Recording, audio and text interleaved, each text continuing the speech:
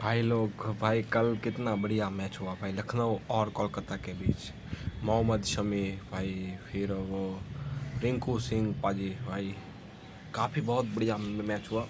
हालांकि हमें इतनी उम्मीद नहीं थी। खेली है दोनों टीमों ने बहुत ही वाहियात ही क्रिकेट खेली है, चाहे लखनऊ हो या कोलकाता। दोनों ने काफ़ी घटिया शुरुआत करी थी।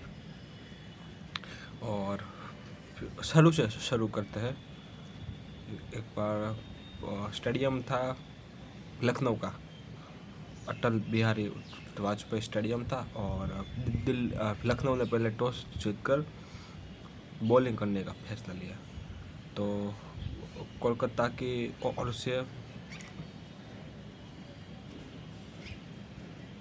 कुछ अच्छी शुरुआत नहीं रही। अजिंक्य रहाणे 15 बॉलों पे 10 रन, उसका वैसे ही चलता रहता है। टीम साइपट डक पे हो गया।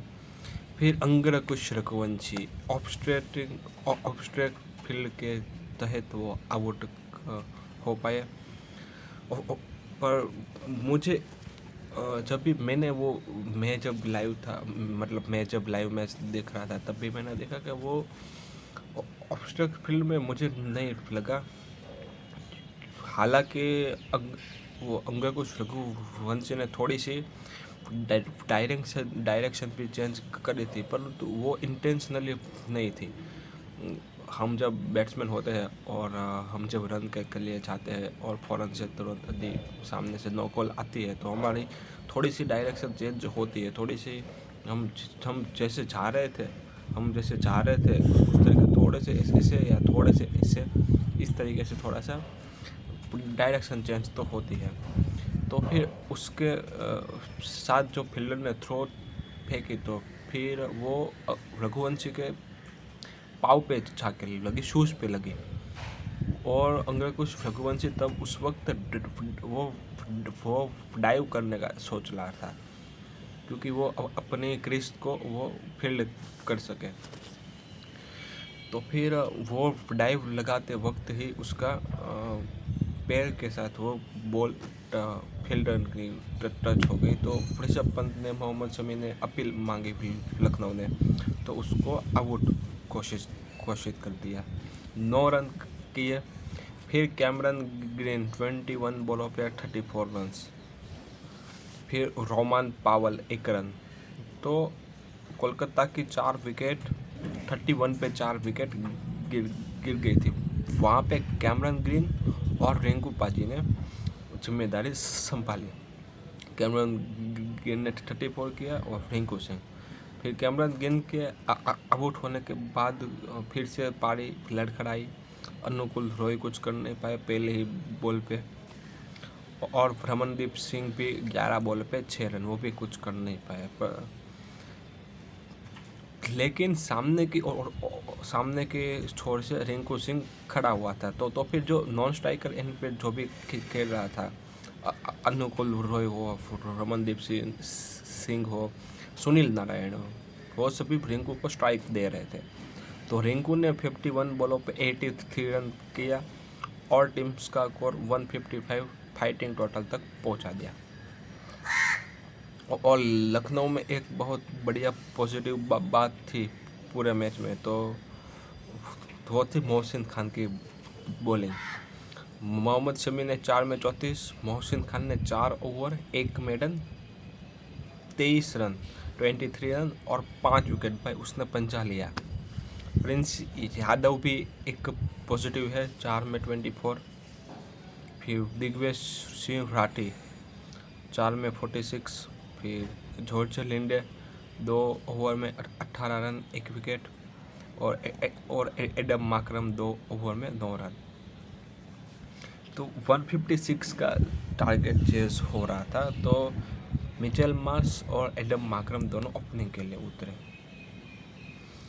तो मिचेल मार्श कुछ कर नहीं पाए, 2 रन बनाए 3 बॉलों पे। पर एडम माकरम और ऋषभ पंत भाई, इन दोनों ने जो पारी को स्लो कर दिया था, तो भाई एक बार मैं दिखाता हूँ। दोनों ने तकरीबन टेस्ट मैच ही, वनडे में मैच ही खेला है। एडम मार्करम ने 27 बॉलों पे 31 रन, ऋषभ पंत 38 बॉलों पे 42 रन। दोनों के बीच तकरीबन पार्टनरशिप लगी थी 55 बॉलों पे 57 रनों की, ओडीआई की पार्टनरशिप लगी। फिर दोनों ने जो गेंदें भी खाई थी भाई। फिर निकोलस पुरन का इस पूरा सीजन फ्लॉप है, कोई पता नहीं क्यों, वो चल ही नहीं पा रहा पूरा सीजन। 12 बॉलों पे 9 रन।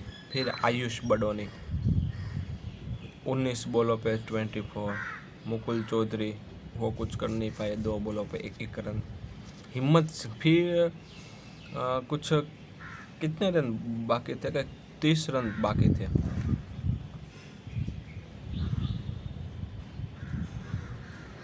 हाँ 25-30 रन बाकी थे, 6-7 विकेट गिर चुके थे। तो वहाँ पे हिम्मत सिंह ने कुछ 2 चौके और 1 छक्का लगाया और फिर स्कोर कार्ड को थोड़ा नज़दीक लाया। फिर वहाँ पे मोहम्मद शमी के साथ वो खड़ा था। तो फिर लास्ट ओवर की तीसरी बॉल पे 19.3 की ओवर बॉल पे हिम्मत सिंह हो गए आउट। और फिर नॉन स्ट्राइकर पे थे प्रिंस यादव, स्ट्राइकर पे अजय थे नए बैट्समैन प्रिंस यादव थे। हाँ, तो उसने कैसे भी करके स्ट्राइक और लेग, शायद लेग बार का कुछ सिंगल लेग स्ट्राइक दे दी मोहम्मद शमी को। फिर 2 बॉलों पे 7 रन चाहिए थे, तो मोहम्मद शमी ने वो सेकंड लास्ट बॉल खेली तो वो डॉट बॉल हो गई।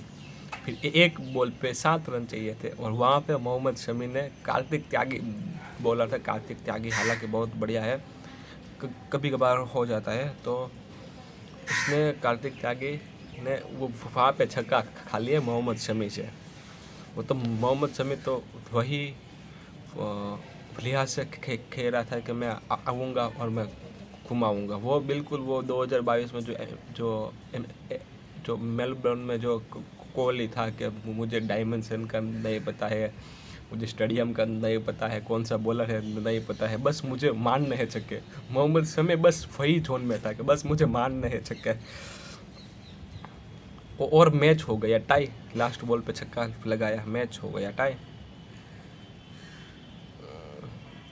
एक बार के आर की बॉलिंग की बात कर दूँ, 2 में 19 1 विकेट, अनुकुल रॉय 2 में 19 1 विकेट, वैभव अरोरा 4 में 24 2 विकेट, कैमरन गी 2 में 12 1 विकेट, सुनील नारायण 4 में 23 1 विकेट, वरुण चक्रवर्ती 4 में 33 2 विकेट, कार्तिक त्यागी 4 में 41 1 विकेट। लेकिन जब सुपर ओवर की बारी आई तो हम तो हमेशा कहते हैं कि भाई सुनील नारायण है, वो लेजेंडरी T20 बॉलर है। तो सुनील नारायण कोलकाता की तरफ से पहले बॉलिंग करने के लिए आया। पहले अजिंक्य रहाणे कार्तिक त्यागी का सोच रहे थे, लेकिन कुछ कार्तिक त्यागी के बारे में फिर वो आगे बढ़े नहीं, शायद टीम मैनेजमेंट ने कहा होगा कि नहीं हमें मैच जीतना ही होगा और हम अपने सबसे भरोसेमंद व्यक्ति जो एक्सपीरियंस भी है उसके साथ हम चाहेंगे। तो अजिंक्य रहाणे ने सुनील नारायण के पास गया और सुनील नारायण ने करके दिखाया कि क्यों वो लेजेंड प्लेयर है। लखनऊ की तरफ से ओपनिंग सुपर ओवर खेलने के लिए आए निकोलस पुरन और एडम मार्करम। तो निकोलस पुरन को पहले ही बॉल पे भाई सुनील नारायण ने कर दिया बोल्ड, पहले ही बॉल पे। फिर ऋषभ पंत आए तो दूसरी बॉल पे सिंगल हुआ और फिर तीसरी बॉल सुनील नारायण ने थोड़ी बैक ऑफ द लेंथ की, एडम मार्करम ने कुछ इस तरीके से कुछ खेला शॉट सामने की और उसे लॉन्ग ऑन में खड़ा था रोमन पावल। उसने काफ़ी अच्छा बाउंड्री पे कैच किया। कैच कर वो एकदम स्पीड से आ रहा था और कैच किया। फिर उसके स्पीड वो मेंटेन वो कंट्रोल नहीं कर पाया, रोक नहीं पाया। तो उसने कैच थ्रो करके लॉन्ग ऑफ पर जो रिंकू सिंह थे, उसने रिंकू सिंह को वहाँ तक तकरीबन 10-12 मीटर तक दूर तक उसने बॉल फेंकी और रिंकू सिंह ने वहाँ पे कैच कर लिया। तो काफ़ी बहुत ही बढ़िया कैच हुआ और सिर्फ 2 रन का ही टारगेट मिला। तो फिर रिंकू सिंह के साथ कौन था कोलकाता का, नहीं पता। रिंकू सिंह पहली बॉल खेलने के लिए आए और पहली बॉल पे चौका मार के सुपर ओवर जीत लिया। काफ़ी बहुत बढ़िया मैच हुआ था। हालांकि हमें इतनी उम्मीद नहीं थी कि मैच इतना क्रिटिकल होगा। मेरी लास्ट वाली वीडियो देखेंगे तो वहाँ पे मेरा रिएक्शन बस वैसा ही था कि अबे यार दोनों फारी टीम है, वैसे ही था। फिर भी बहुत काफ़ी अच्छा मैच हुआ। फिर और एक मैच था, दूसरा मैच था, वो था कहाँ गया, हाँ, चेन्नई वर्सेस चिटी। तो मेरी प्रेडिक्शन थी चिटी के साथ, क्योंकि शायद सुदर्शन की जिस फॉर्म में थे, कगिसो रबाड़ा जिस फॉर्म में थे, तो बस वही हुआ। चेन्नई के अंदर स्पिनिंग ट्रैक था, चेन्नई के अंदर मैच था। टॉस गुजरात ने टॉस जीतकर पहले गेंदबाजी करने का फैसला लिया, क्योंकि चेन्नई में चेज होता है। तो फिर वहाँ पे कुछ ज़्यादा कर नहीं पाए। चेन्नई की टीम बहुत ही प्रेशर में आके खेली। संजू सैमसन 15 बॉलों पे 11 रन। फिर ऋतुराज गायकवाड़ 60 बॉलर 60 10 ओवर तकरीबन खेले और भाई ने 74 रन लगाए। अभी 74 बॉल्स लोग जो अभी नए प्लेयर है वो 25 बॉलों पे 30 बॉलों पे कर रहे हैं, 35 बॉलों पे कर रहे हैं। अभिषेक शर्मा हो, वैभव सूर्यवंशी हो, जायसवाल भी कर रहा है।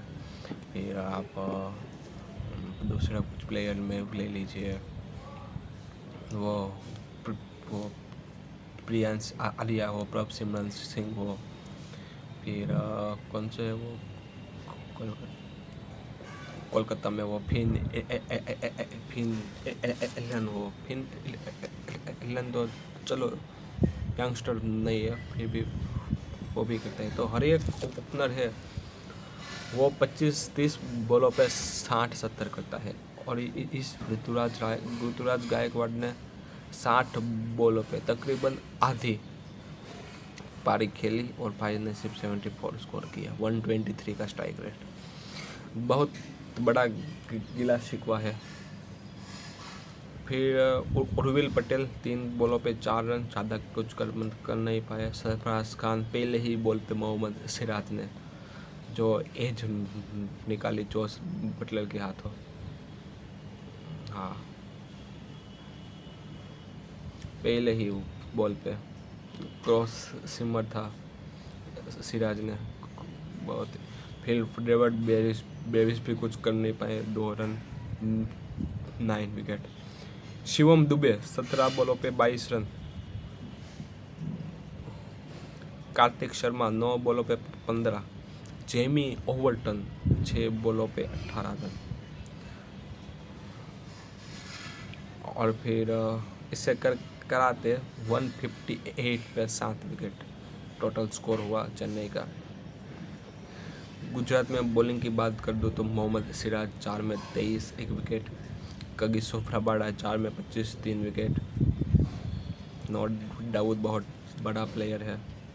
मानव चौथार 3 में 22 एक विकेट। जेसन होल्डर को पूरा ओवर का कोटा मुकम्मल करवाया, क्योंकि उसका चेन्नई पे स्पिनिंग ट्रैक थी, परंतु राशिद खान को पहले ही ओवर में 21 रन पड़े, जिसकी वजह से कप्तान फिर से उसके पास नहीं गए और उसने जेसन होल्डर के साथ उसने कोटा मुकम्मल करवा दिया। 4 ओवर में 22 रन, काफ़ी अच्छी बॉलिंग भी करके दिखाई जेसन होल्डर ने। और फिर अरशद खान 4 में 43 2 विकेट। और फिर आप ऋतुराज गायकवाड़ को भी आप देख सकते हैं कि वो और शिवम दुबे के बीच पार्टनरशिप जब लगी, जो पहले तो पार्टनरशिप लगी नहीं थी, क्योंकि 37 पे 4 विकेट डाउन थी और तब 9वीं ओवर चल रही थी 8.2। फिर वहाँ पे 43 बॉलों पे 59 की पार्टनरशिप लगी, मतलब 7 ओवर और 60 रन, ठीक है।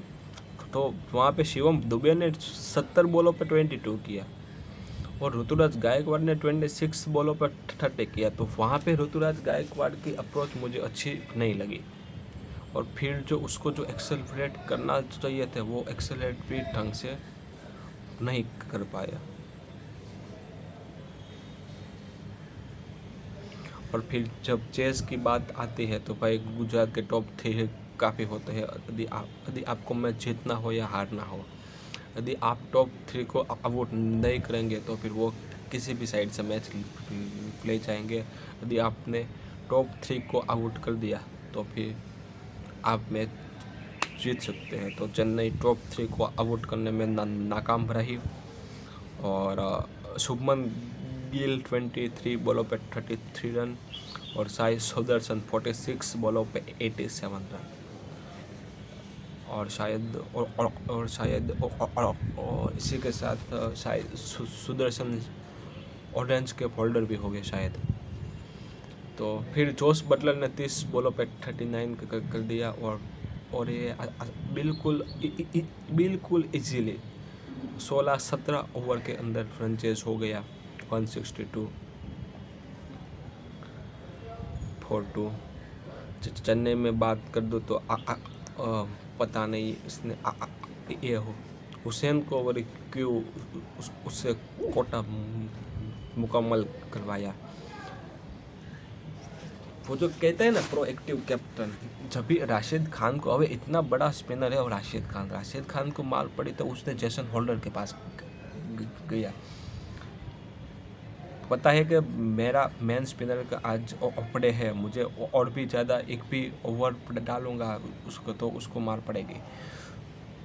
तो फिर कैप्टन गिल ने वहाँ पे राशिद को छोड़ के होल्डर के पास गया और होल्डर ने काम करके दिया। तो अकील हुसैन को जब मार पड़ रही थी उसने 3.4 में 46 रन दिए। तो फिर वो क्यों नहीं गया? वो उसके पास शिवम दुबे था यार। पता नहीं है, जो प्रोएक्टिव कैप्टन होते हैं वो अपने वो डिसीजन लेते हैं। फिर 46, फिर अंशुल कंबोज 3 में 16, जेमी ओवरटन 2 में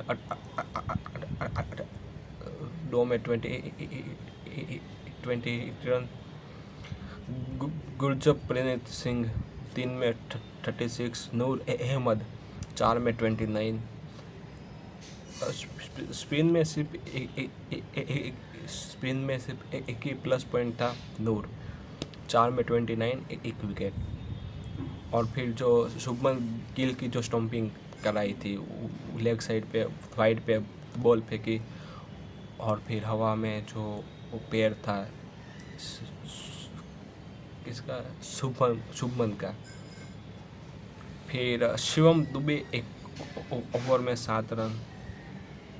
तो ये बिल्कुल वन साइड फ्रेंचाइज हो गया। और पॉइंट टेबल की बात कर दूँ, पहले पंजाब है 7 में से 6 विन और विदाउट एनी लॉस्ट। फिर बेंगलोर और हैदराबाद 10-10 पॉइंट, और राजस्थान 10-10 पॉइंट, फिर जीटी और सीएस, फिर जीटी है 8 पॉइंट, सीएसके और डीसी, चेन्नई और दिल्ली 6-6 पॉइंट, कोलकाता 5 पॉइंट, मुंबई और लखनऊ 4-4 पॉइंट। काफ़ी बढ़िया मैच हुए थे दोनों मैच। हालांकि जीटी वाला मैच मुझे और भी ज़्यादा बोरिंग लगा, पर उससे भी ज़्यादा बोरिंग मैच मुझे लखनऊ और कोलकाता वाला लगा, क्योंकि मुझे पता था कि दोनों टीम हारेगी, दोनों टीम घटिया ही क्रिकेट खेलेगी। वो तो on the day Sunil Narayan ने सुपर ओवर अच्छी कर दी, बाकी दोनों टीम का प्लस पॉइंट क्या है? कुछ भी नहीं। आप मोहसिन खान लखनऊ की ओर से एक प्लस पॉइंट है, उसने 5 विकेट दी। वो भी 5 विकेट तब दी ना, वो भी सामने वो वाले भी कोलकाता थे, तो फिर भी उसने तो विकेट तो ली है, नो डाउट। हम उससे एक क्रेडिट नहीं छीनेंगे, काफ़ी बढ़िया बॉलिंग की, पर यार कोई प्लस पॉइंट मिल ही नहीं रहा है, सिर्फ सुनील नारायण के अलावा, सुनील नारायण और रिंकू सिंह, बाकी सबने घटिया ही किया है। आप मोहम्मद शमी को कह सकते हैं कि अच्छा किया, नहीं, कार्तिक त्यागी की वजह से वहाँ पे छक्का हो गया। तो ठीक है, अभी इतनी वीडियो काफ़ी है। मिलते हैं गाइस नेक्स्ट वीडियो में, तब तक के लिए खुदा हाफिज़, गुड बाय, आउचो।